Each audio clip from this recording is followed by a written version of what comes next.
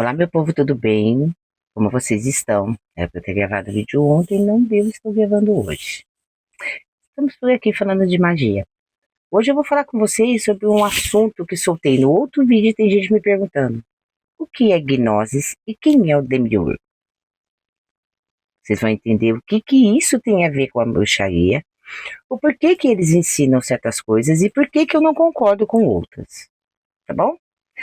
Tá, então vamos lá. Fiz uma pesquisa bem detalhada, mas eu separei o que foi possível trazer para vocês aqui, tá bom? Ai, vamos lá. Eu sei o que é, mas eu tinha que explicar de uma maneira fácil para vocês, tá? O que é gnosticismo? Vamos lá.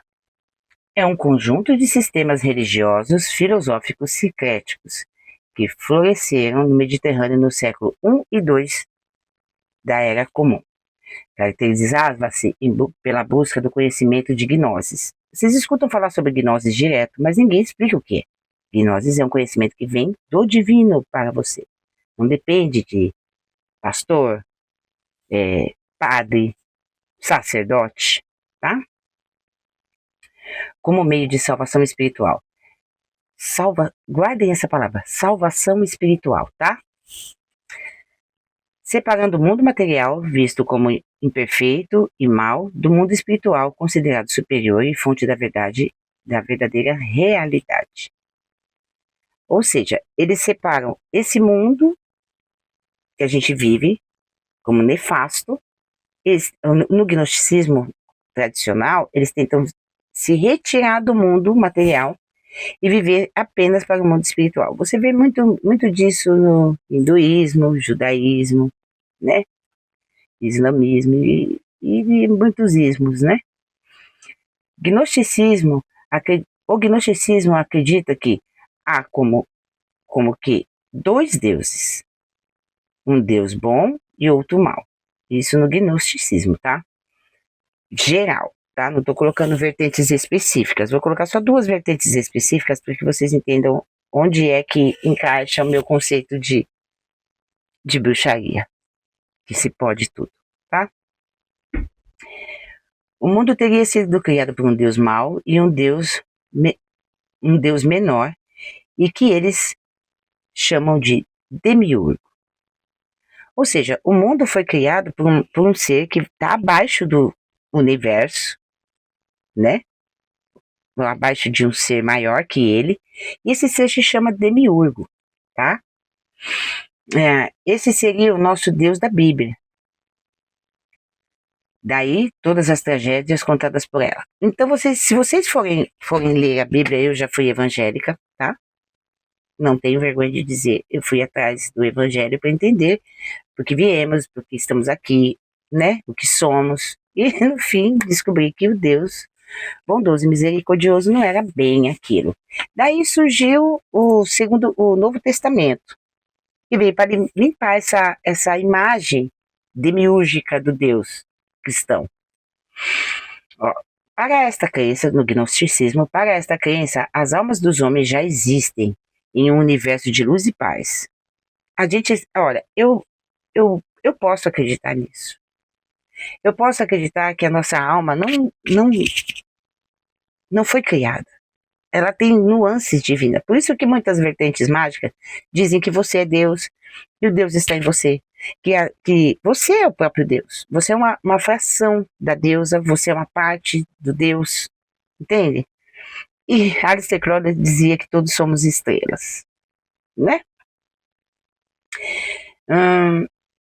E esse lugar de onde viemos, de nosso espírito veio, chama-se pleroma. Todos esses nomes que eu estou colocando aqui, vocês entrem, para vocês se aprofundarem no assunto, vai atrás de saber o que é, para se aprofundar, para ter uma certeza daquilo que eu estou falando, tá? E para que vocês tenham um entendimento melhor. É que eu tive que resumir, porque meu celular, 25 minutos é o suficiente. Está viciado. Então, vamos lá. Mas houve uma tragédia, algo como uma revolta, e assim os espíritos foram castigados, sendo aprisionados em corpos humanos, como uma cadeia, pelo deus Demiurgo, que os impede de voltar ao estado inicial. Você veja que toda religião, boa parte das religiões escravagistas falam para você tem que sofrer aqui na Terra para alcançar a paz, para alcançar um outro plano, para poder chegar lá. Só que eles colocam uma situação, assim, leis que são impossíveis de seguir.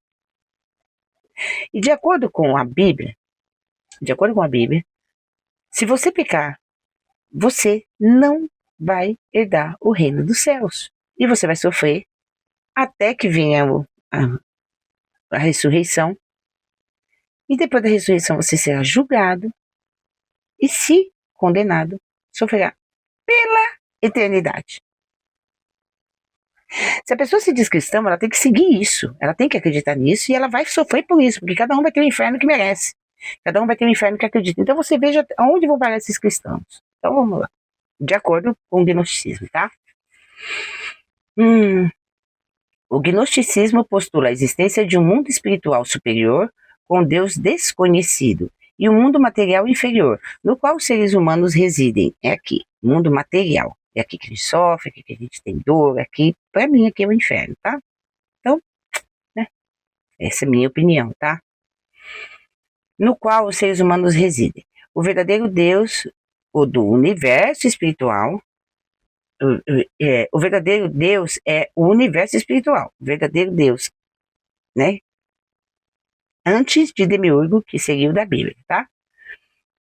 E Demiurgo é o computador do universo material. Essa condição degradada do Criador é a razão das misérias da realidade. Vão ler o Velho Testamento que vocês vão entender do que eu estou falando, tá?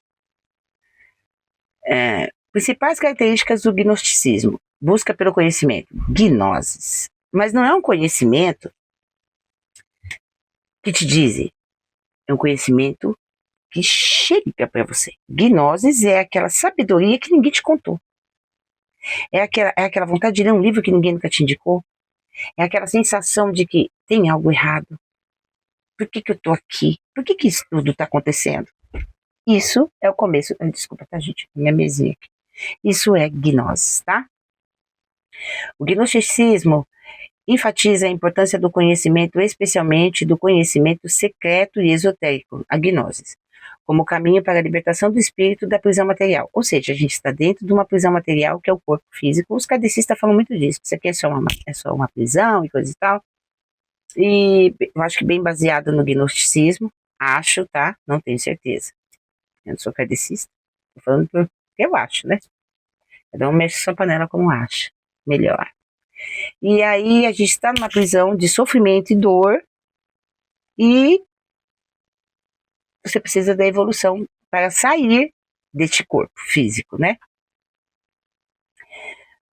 Prisão essa que tem a ver com o nosso corpo físico, o espírito preso à alma. A alma é uma cápsula que encapsula o espírito, que é a sua parte divina. Então, ou seja, tem a parte divina, aí vem uma camada que é a alma, depois outra camada que é a matéria, tá? Nesse mundo de sofrimento e dor.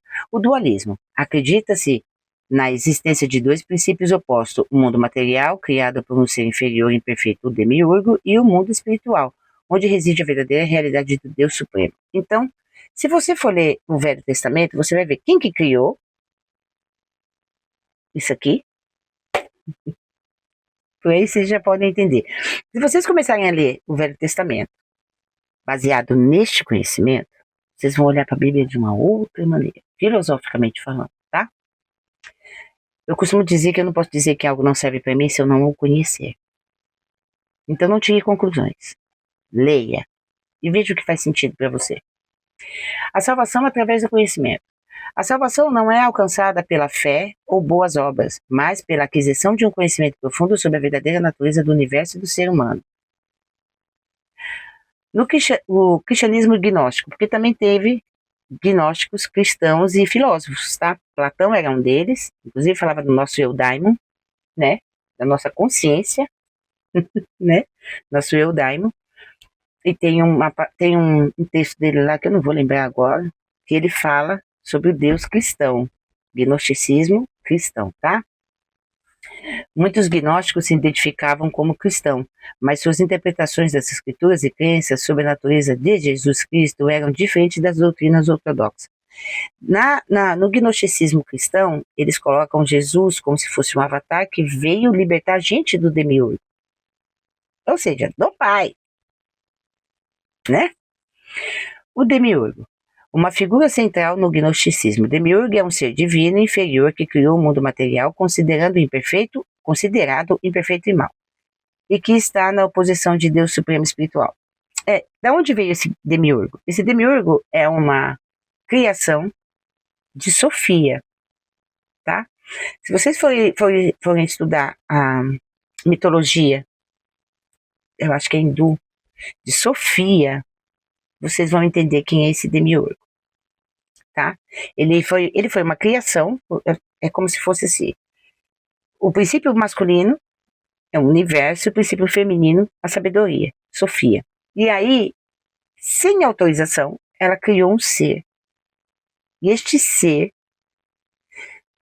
ela teve que esconder esse ser, e esse ser foi aprendendo as coisas, ela foi dando conhecimento para ele, e sem que ele soubesse que ela era a mãe dele.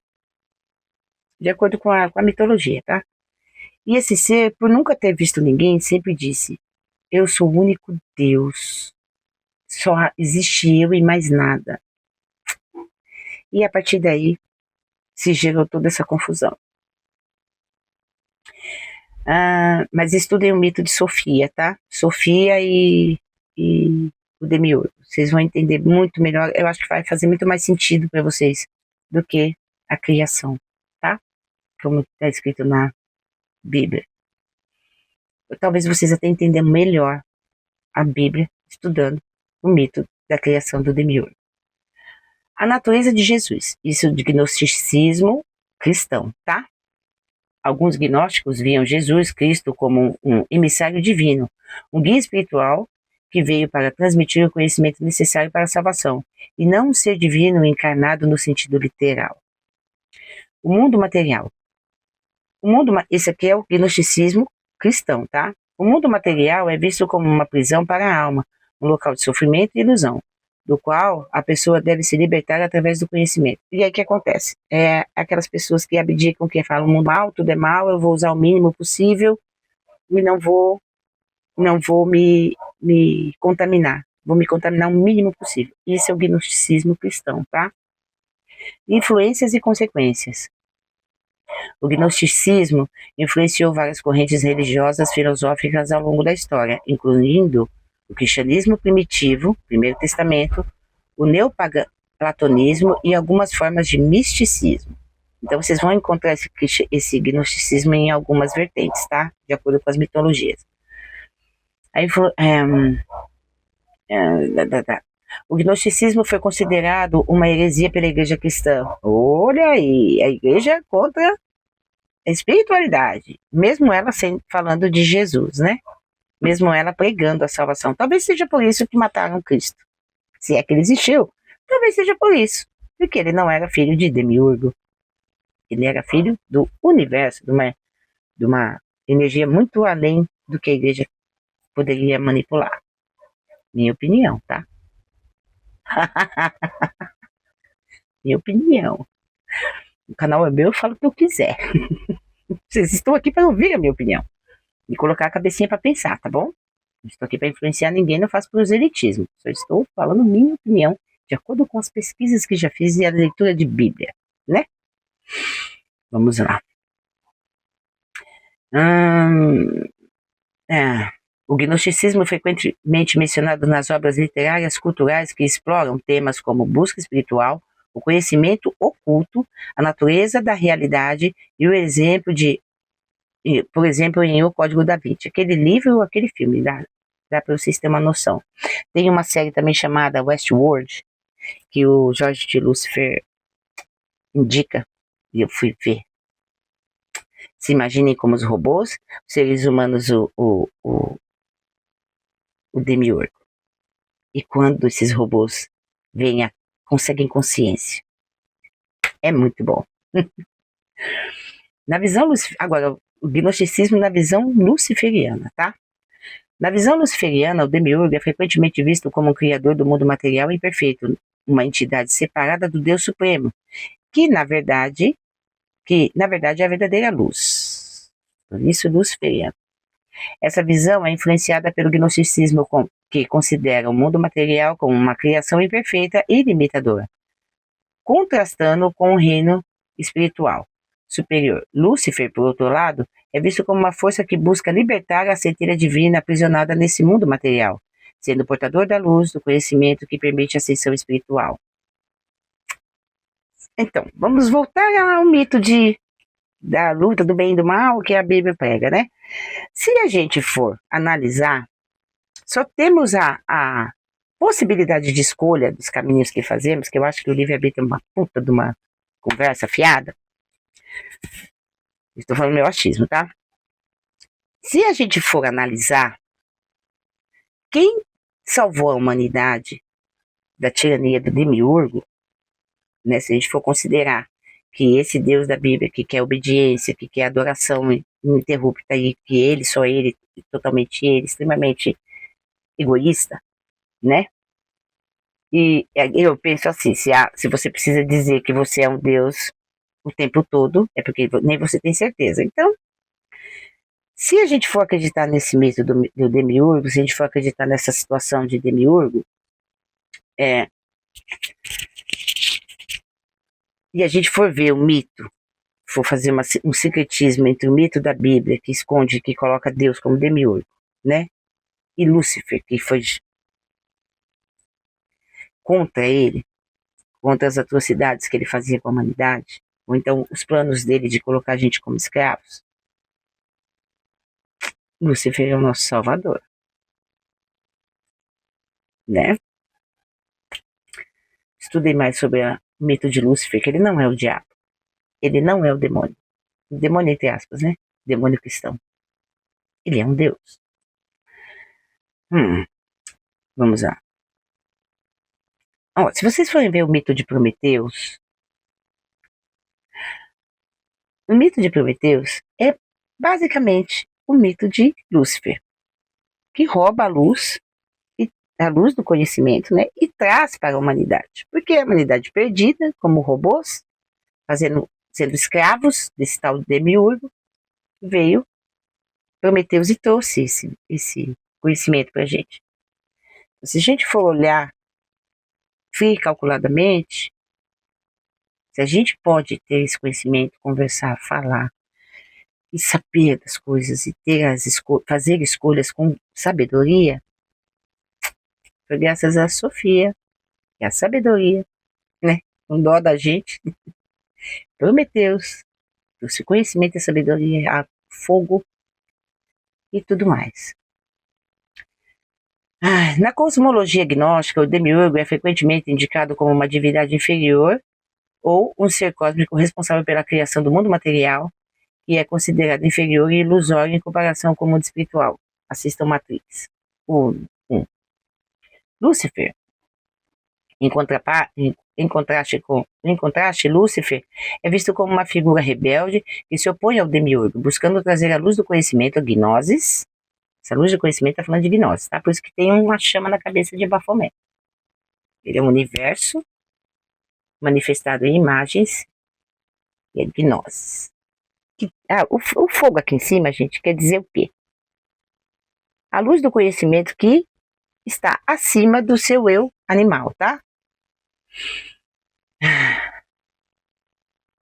Buscando trazer a luz do conhecimento, gnosis, para a humanidade, libertando-a da ilusão do mundo material. A visão luciferiana, no luciferianismo, inspirada em parte, não totalmente, mas em parte pelo gnosticismo, adota uma perspectiva de que Lúcifer é um agente de iluminação e libertação, desafiando a ordem estabelecida pelo demiurgo, buscando o conhecimento que leva à autorrealização, superação da ilusão do mundo material. Quando a gente fala do mundo material, gente, não estamos falando de dinheiro só, tá? Estamos falando do mundo material, do que a gente enxerga, do que a gente vê, do que a gente toca, tá?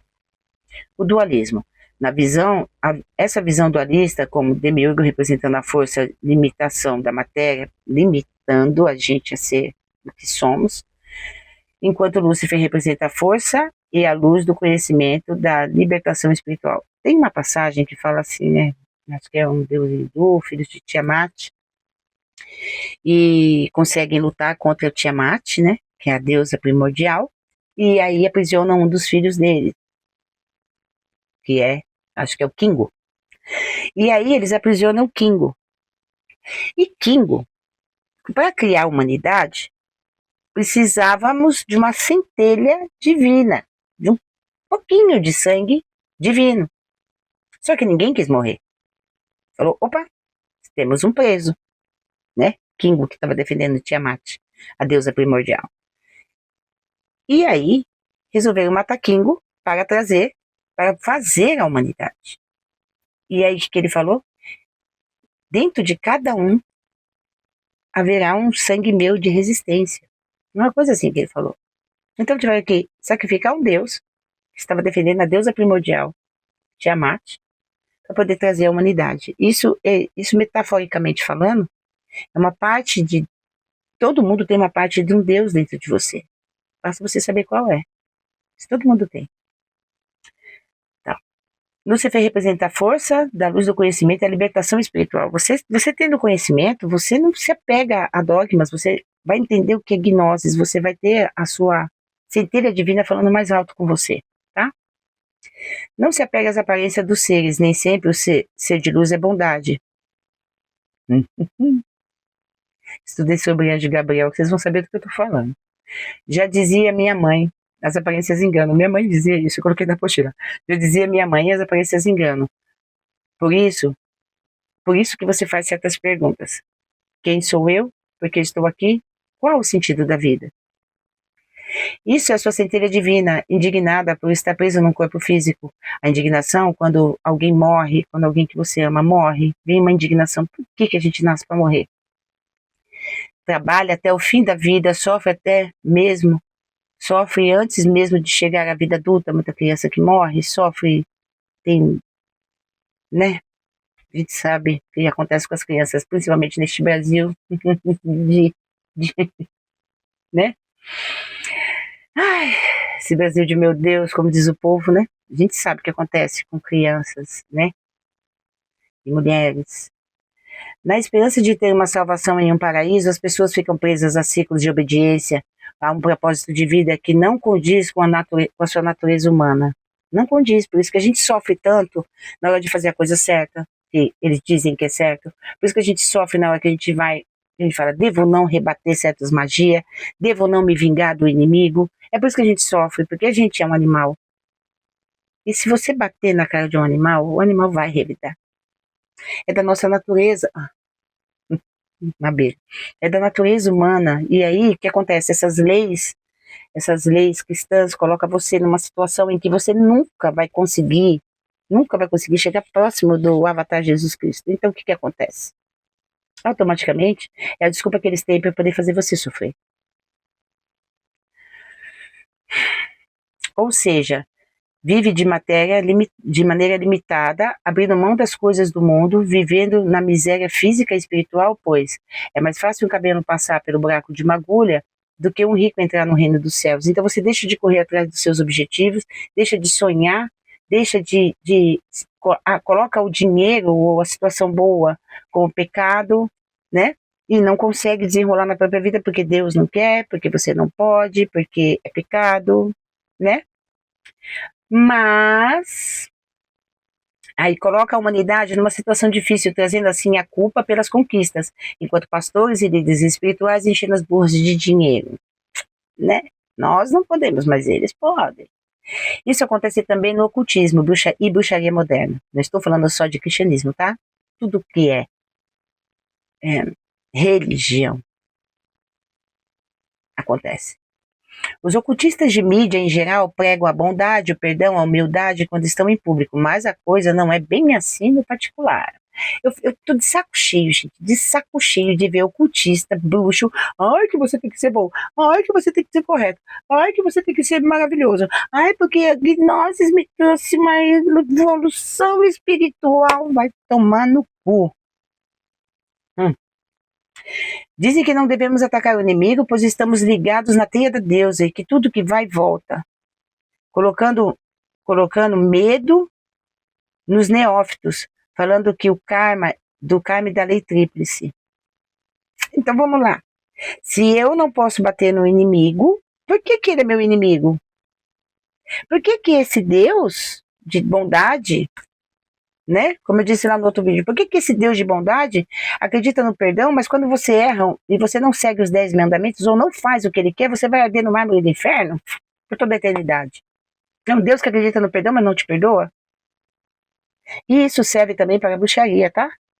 Muitos bruxos aí colocam como se você tem que ser zen, você tem que ser gente boa. Então, se a gente colocar essas mitologias em dia, comece a estudar as mitologias hindu, comece a procurar, como é que eu posso dizer, a cosmologia de outras vertentes, de outras religiões, de outras culturas, principalmente, que vocês vão ver que não, a gente está num lugar que a gente não nasceu para estar aqui.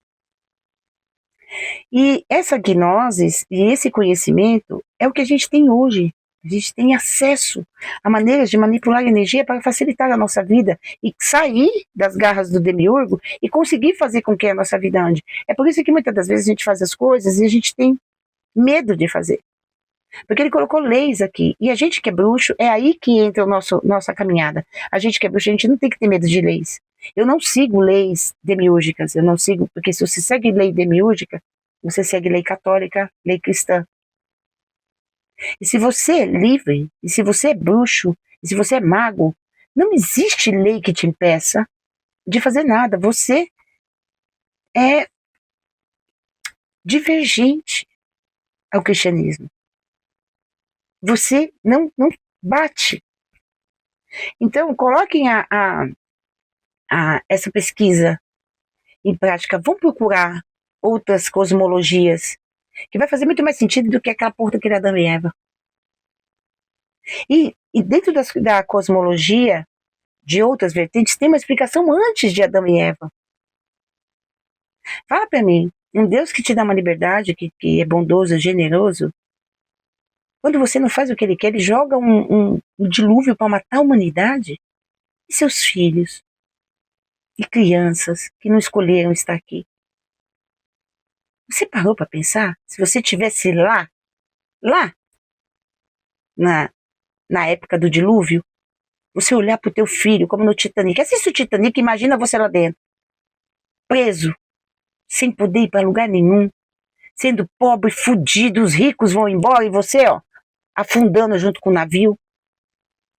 Quantos ali dentro do Titanic pensou, Deus não existe? Vocês colocaram essa situação na sua vida agora? E se agora, se Demiurgo achar que o mar tem que invadir o continente? Ele não quer saber que você tem filho, ele não quer saber se você tem família, ele não quer saber da sua dor. Então, vendo o mundo como está, para mim é muito mais coerente que esse demiurgo seja o dono disso aqui tudo. E que a gente, que é magista, que é bruxo, consegue sair dessa caixa, se libertar, dar um jeito. É para isso que existe magia. Não vem, esse conhecimento não vem para você à toa. É sua gnose, seu Deus interior, sua centelha divina dizendo: faça alguma coisa agora. Se liberte. E é por isso que o mundo está doido. Quando as pessoas começarem a perceber que o que elas acreditam não é bem aquilo que elas acham que é, o mundo vai entrar na loucura. Vim trazer esse conhecimento aqui para vocês, porque para quem mexe com magia precisa entender que você não pode acreditar num Deus cristão bondoso. E se você acredita num Deus cristão bondoso e for ler a Bíblia, esse Deus é o demiurgo. Eu sou Mônica Conchita. Sei que o assunto pesou, não vamos pesquisar coisas muito antigas, muito mais antes, muito mais antes, muito mais e mais do que a Bíblia. Sou Mônica Conchita e estou por aqui com vocês, falando de magia. Fui.